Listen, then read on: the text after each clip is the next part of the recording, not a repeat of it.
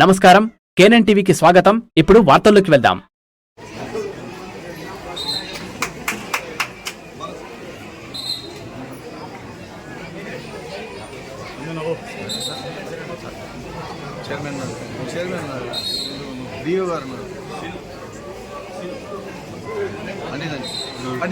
Chairman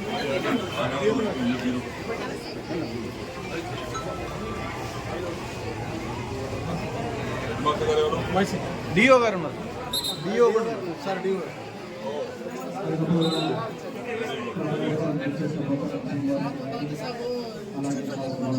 అవుతుంది.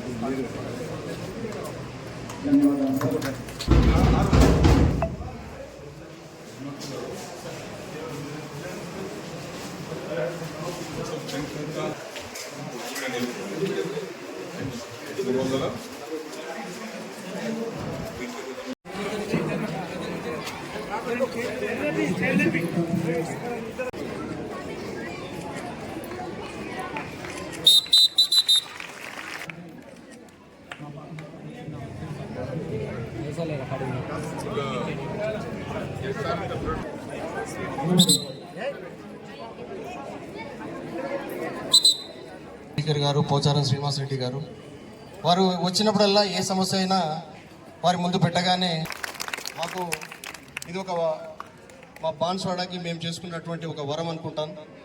తర్వాత మీ తర్వాత కూడా ఫ్రీక్వెంట్గా స్కూల్ విజిట్ చేస్తూ వారు మా సమస్యల్ని ఒక సోదర భావంతో మమ్మల్ని దగ్గర తీస్తూ మాలో ఉన్నటువంటి భయాలన్నీ తొలగిస్తూ వారు మమ్మల్ని భుజం మీద చేసి మమ్మల్ని ముందుకు నడిపిస్తారు. వారికి కూడా మేము చాలా సమస్యలు చెప్తాం. ఏదైనా మొరం కావాలన్నా గ్రౌండ్ ఏదైనా వెంటనే ఫోన్ల మీదే మా స్కూల్ పనులు మాత్రం అయిపోతాయి. ఇది మేము మాకున్నటువంటి ఇదొక కాబట్టి ఇంకొక చిన్నప్పటి నుంచి మేము చూస్తూ ఇంతటి వాళ్ళమైనటువంటి స్కూలు సియుపిఎస్గా 1, 2 తరగతులు తర్వాత 3, 4, 5 తరగతి దాకా ఉండే ఆ తర్వాత నేను సర్పంచ్ అయినాక దీన్ని మరి మన స్థలదాత కీర్తిశేషులు నార్ల రాములు సేట్, ఎందుకంటే ఊర్లోనే ఉంది ఒక పేరు ఉండాలనే ఉద్దేశంతో స్థలం ఇవ్వడం, మరి ఈ స్థలాన్ని దాన్ని మంచిగా ఉపయోగించుకొని మరి టోటల్ బాన్స్వాడలో సమ్ ఏరియాలో ఉన్నటువంటి వాళ్ళు కోసం వస్తున్నారు. మరి స్ట్రెంత్ ఇంత ఏదో కావాలని అడిగారు. మరి ఈ కార్యక్రమానికి మరి వచ్చినటువంటి పెద్దలు, పూజ్యులు, గౌరవనీయులు, మరి మాజీ స్పీకర్, మాజీ మంత్రి, ప్రస్తుతం ఎమ్మెల్యే పోచారం సీనన్న గారు, మరియు ఆడియో గారు, మరియు డిఓ గారు, మరియు చాలా మంది అధికారులు, అనధికారులు, ఇక్కడ ఉన్నటువంటి ఉపాధ్యాయులు, ఉపాధ్యాయునీలు, మరియు ఇక్కడ చదువుకుంటున్నటువంటి స్టూడెంట్స్ అందరికీ నమస్పంజనాలు తెలుపుతూ మరి ఒకప్పుడు చూస్తుంటే చాలా పరిస్థితి ఘోరంగా ఉండే. చాలని ఫండ్స్ తోటి స్కూల్ నడిపించే వాళ్ళం. నేను సర్పంచ్గా అయినాక 5 నుంచి 7వ తరగతి 6వ తరగతి దాకా పెంచి 6 నుంచి 7 నుంచి డైరెక్ట్ ప్రతి సంవత్సరం ఒక్కొక్క క్లాస్ పెంచుతూ 10వ తరగతి దాకా మరి ఏదో చేసి డబ్బులు కట్టి 10వ తరగతి దాకా తీసుకొచ్చి మరి ఆ తర్వాత మా పీరియడ్ అయిపోయింది. ఆ తర్వాత నేను ఎంపీ కావడం, మరి అప్పుడు కూడా కొన్ని క్లాస్ రూమ్స్ ఇప్పించి మరి ఈ స్కూల్ అంటే ఇది మాది అన్నట్ల, ఎందుకంటే మేము ఇక్కడ ఈ ప్రాంతంలోనే ఉంటాం, మా ఊర్లోనే ఉంది కాబట్టి ఈ స్కూల్ మీద మాకు చాలా శ్రద్ధ ఉంది. మరి ఇక్కడ ఉండేటువంటి టీచర్స్ కూడా క్వాలిఫైడ్ టీచర్స్. మరి ప్రైవేట్ లో చూస్తుంటే ఎస్హెచ్ఓ ఇంటర్లో డిగ్రీ చేసిన వాళ్ళు చదువులు చెప్తుంటే అక్కడ స్ట్రెంత్ ఎక్కువ కనబడుతుంది, మన దగ్గర తక్కువ కనబడుతుంది. అంటే ఈ రోజుల్లో ఏమైపోయిందంటే వాళ్ళకి ఇంట్రెస్ట్ లేక, అంటే అంతకన్నా ఎక్కువ క్వాలిఫైడ్ టీచర్స్ ఇక్కడ ఉన్నారు.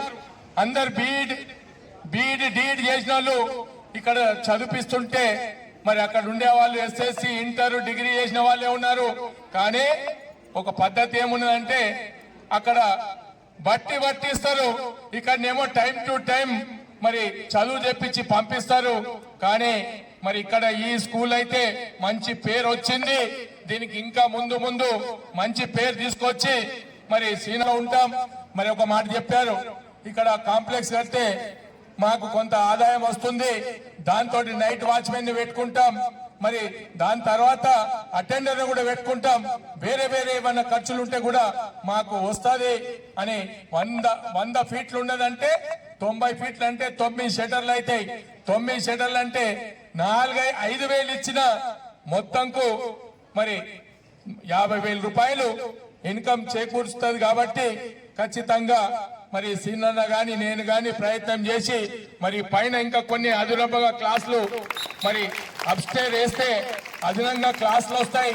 దాంట్లో ఎక్కడైతే ఇరుకుగా ఉన్నాయో ఆ క్లాసులు కూడా మరి పైనకు షిఫ్ట్ చేయడానికి కోసం అవకాశాలు ఉంటాయి. కాబట్టి ఈ అవకాశాన్ని ఉపయోగించుకొని సెంటర్ లో ఉన్నటువంటి ఈ స్కూల్ మరి డెవలప్ చేసుకునే బాధ్యత. ఇక మనకు గ్రౌండ్ కావాలంటే కష్టమైంది. మరి ఇక్కడ ఇంకోటి ఏదో కిచెన్ షెడ్ కావాలన్నారు, ఇక్కడ అవకాశం ఉందా? మనని కొత్తగా రాష్ట్ర స్థాయి కార్పొరేషన్ ఆగ్రో ఇండస్ట్రీ చైర్మన్ గా పదవి బాధ్యతలు చేపట్టినటువంటి మన ఊరి బిడ్డ, మనందరికీ ఆత్మీయులు, బాన్స్వాడ పట్టణం బాన్స్వాడ నియోజకవర్గంలో తన వంతు సేవలు అందిస్తున్నటువంటి గౌరవనీయులు శ్రీ కాసుల బాలరాజు గారికి, ఈ పాఠశాల నిర్వహణలో ఈ నిర్మాణంలో నాకు ఎప్పటికప్పుడు ఫోన్ చేసి అవసరాలను నా దృష్టికి తీసుకొచ్చి దగ్గరుండి ఈ పాఠశాల కానీ గర్ల్స్ హై స్కూల్ కానీ నిర్వహణలో తన వంతు పాత్ర పోషిస్తున్నటువంటి మన municipal chairman Shri doctor Gangadhar గారికి, అదేవిధంగా మన ఆర్డీఓ శ్రీ రమేష్ రాథోడ్ గారికి, మన డిఈఓ రమేష్ గారికి, మన తహసీల్దార్ వరప్రసాద్ గారికి, మున్సిపల్ కమిషనర్ గారికి, వేదిక మీద పెద్దలైనటువంటి వహాబ్ గారికి, అసద్ గారికి, పెద్దలందరికీ వేదిక మీద నాయకులకు, బాలబాలికలకు, అధికార బృందానికి, ప్రెస్ కు, మీడియాకు నాయక నమస్కారాలు, ఆదాబ్, సలాం వాలేకుం. తెలుగు समझ में आती आपको?